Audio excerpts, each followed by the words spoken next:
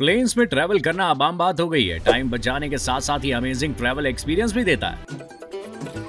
लेकिन क्या आपने कभी ये सोचा है कि ये एयरलाइंस इंडस्ट्री पैसा कैसे कमाती है? एयरलाइंस का 60% रेवेन्यू डायरेक्ट पैसेंजर से आता है, जिसमें टिकट कॉस्ट एयरलाइंस की इनकम का मेन सोर्स है। बाकी 40% क्रेडिट कार्ड्स, होटल्स और कार रेंटल कंपनीज और फ्रीक्वेंट फ्लायर से आता है। फ्रीक्वेंट फ्लायर की बात करें तो पिछले कुछ सालों में एयरलाइंस कंपनी का प्रॉफिट फ्रीक्वेंट फ्लायर के जरिए काफी ज्यादा बढ़ा है। अपने स्पेशल डिस्काउंट ऑफर्स और फैसिलिटीज के जरिए बिजनेस ट्रैवलर्स और फर्स्ट क्लास पैसेंजर से पैसा कमाना आसान होता है। अगर आपने कभी प्लेन में ट्रैवल किया है तो आपको ये पता होगा कि प्लेन्स में 3 क्लास कैटेगरीज होती हैं। फर्स्ट क्लास, जिसकी टिकट काफी महंगी होती है और इससे ज्यादा अमीर और सेलिब्रिटीज लोग ट्रैवल करते हैं। दूसरी है बिजनेस क्लास, जिसके टिकट्स फर्स्ट क्लास के कंपैरिजन में थोड़ी कम महंगी होती है। इसी से एयरलाइंस को सबसे ज्यादा पैसा मिलता है। आखिर में आती है इकोनॉमी क्लास, जिसकी टिकट का प्राइस मीडियम रेंज में होता है और इसमें ज्यादातर नॉर्मल पैसेंजर्स ट्रैवल करते हैं। एयरलाइन कंपनीज का 12% रेवेन्यू बिजनेस क्लास से आता है, क्योंकि इसमें ज्यादातर लोग लास्ट टाइम में ज्यादा पैसे देकर टिकट बुक कराते हैं, जिससे कंपनीज को डबल प्रॉफिट होता है। फेस्टिवल और हॉलीडेज में टिकट के प्राइस बढ़ाकर भी एयरलाइन कंपनीज अच्छा खासा पैसा कमा लेती हैं।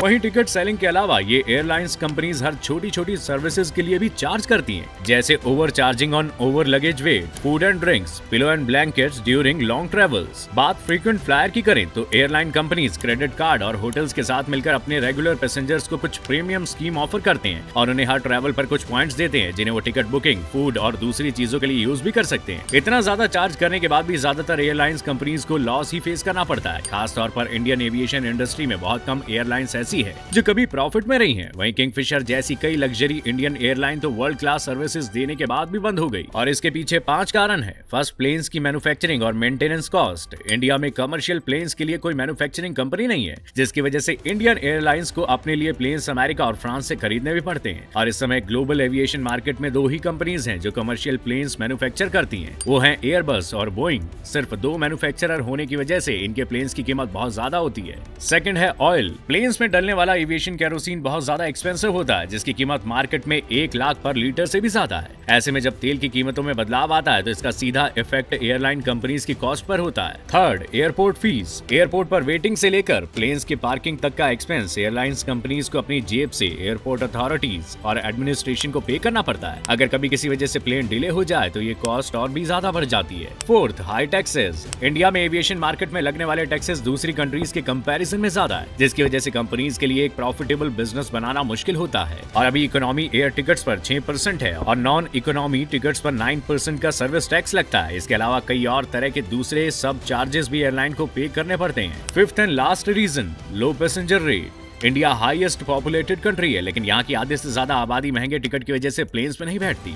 वो प्लेन की बजाय ट्रेन या बसेस में ट्रैवल करना पसंद करते हैं। लेकिन पिछले कुछ सालों में एयरलाइंस पैसेंजर काफी बढ़े हैं और अभी भारत दुनिया में 7th लार्जेस्ट एविएशन मार्केट है। लेकिन अगले 10 सालों में भारत दुनिया की तीसरी सबसे बड़ी एविएशन मार्केट बन जाएगा। और कभी कभी लगता है कि आप उन्हीं भगवान है।